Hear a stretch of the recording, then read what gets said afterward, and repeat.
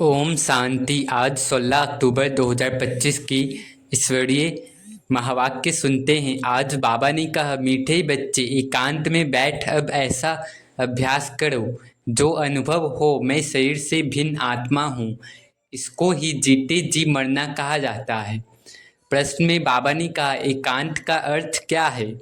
एकांत में बैठ तुमको कौन सा अनुभव करना है? उत्तर में बाबा ने कहा, एकांत का अर्थ है एक की याद में इस शरीर का अंत हो, अर्थात एकांत में बैठ ऐसा अनुभव करो कि मैं आत्मा हूँ, इस शरीर को छोड़ बाप के पास जाती हूँ। बाबा करें, एकांत में बैठकर अभ्यास करना है कि मैं आत्मा हूँ, इस शरीर को छोड़ बाबा के पास जाती हूँ परम धाम में। बाबा कह रहे हैं, कोई भी याद न रहे, बैठे बैठे अशरीरी हो जाओ, जैसे कि हम इस शरीर से मर गए, बस हम आत्मा हैं, सिर्फ बाबा के बच्चे हैं। इस प्रैक्टिस से देह भान टूटता जाएगा। ओम शांति। अब हम सुनते हैं मुरली की मुख्य पॉइंट्स। पहला है आत्म अभिमानी की स्थिति। बाबा कहते हैं, मीठे बच्चों, जब यहाँ बैठो तो अपने को आत्मा समझो और बाप को याद करो। देह अभिमान छोड़कर देही अभिमानी बनना ही सच्चा योग है। दूसरा, एकांत में साधना यानी स्वचिंतन करना है। बाबा करें, एकांत में बैठकर बाप से बातें करो। हम आत्मा हैं, सिर्फ बाबा हमारे साथ हैं। विचार सागर मंथन से आत्मा की शक्ति बढ़ती है और याद में स्थिरता आती है। तीसरा, विकर्मों से मुक्त होने का साधन सिर्फ एक से बाबा की याद से ही विकर्म विनाश होते हैं। बाबा करें, विकर्मों से बचने का साधन है सिर्फ बाबा की याद। यह याद ही जीवन की सच्ची कमाई है जो 21 जन्मों तक साथ देती है। चौथा, आत्मिक कमाई का रहस्य। बाबा ने कहा, जो जितना बाप को याद करेगा उसकी आत्मिक कमाई और बल उतना बढ़ेगा और यह अविनाशी धन आधा कल्प के लिए इकट्ठा होता है। पांचवा, सेवा ही श्रेष्ठ व्यापार है। बाबा कहते हैं, यह सबसे बड़ा व्यापार है। पुराना शरीर देकर नया लेना।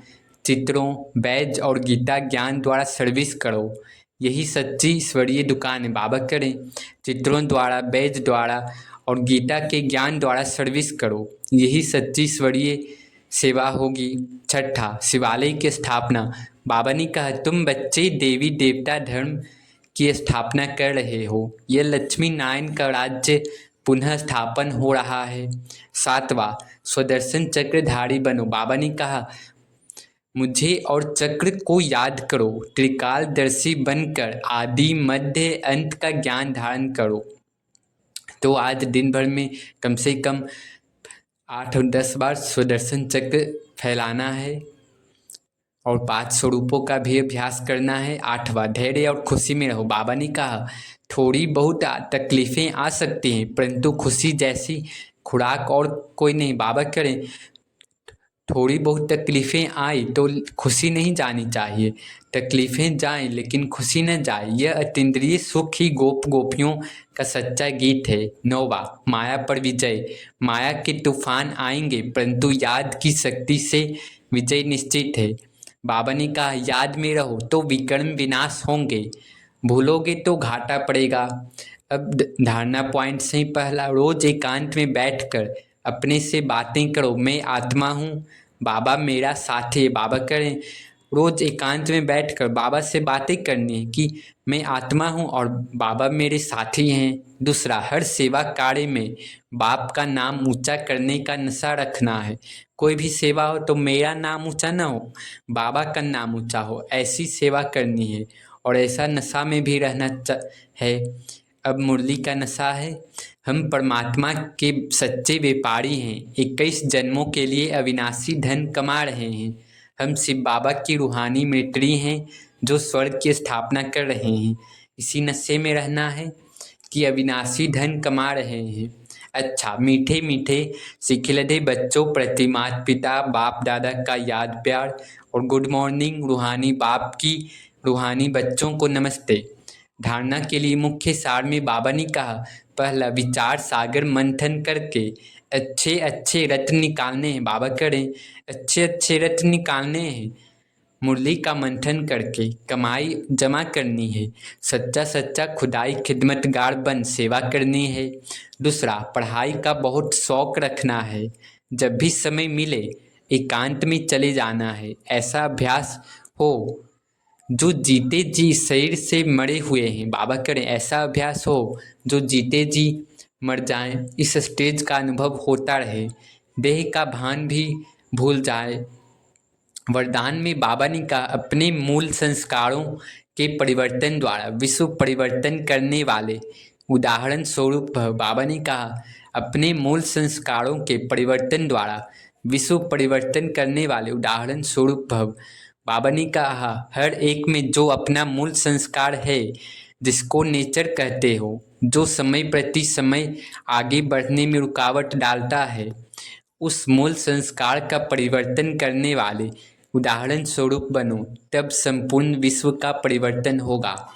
बाबा करें अपना मूल संस्कार को परिवर्तन करो और उदाहरण स्वरूप बनो, तब संपूर्ण विश्व का परिवर्तन होगा। अब ऐसा परिवर्तन करो जो कोई यह वर्णन न करे कि इनका ये संस्कार तो शुरू से ही है।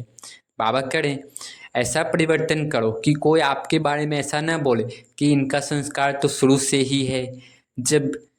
जब परसेंटेज में अंश मात्र भी पुराना कोई संस्कार दिखाई न दे, वर्णन न हो, तब कहेंगे ये संपूर्ण परिवर्तन के उदाहरण स्वरूप हैं। बाबा करें अंश मात्र भी पुराना संस्कार दिखाई न दे और कोई वर्णन न करे, तब कहेंगे संपूर्ण परिवर्तन।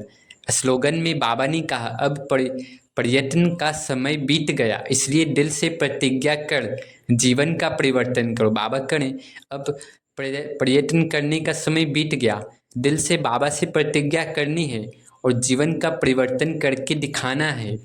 अव्यक्त इशारे में बाबा ने कहा, स्वयं और सर्व के प्रति मनसा द्वारा योग की शक्तियों का प्रयोग करो। बाबा ने कहा, जैसे साइंस प्रयोग में आती है तो समझते हैं कि साइंस अच्छा काम करती है, ऐसे साइलेंस की शक्ति का प्रयोग करो। इसके लिए एकाग्रता का अभ्यास बढ़ाओ। बाबा ने कहा, एकाग्रता का मूल आधार है मन की कंट्रोलिंग पावर, जिससे मनोबल बढ़ता है। इसके लिए एकांतवासी बनो। अच्छा, ओम शांति, ओम शांति, ओम शांति।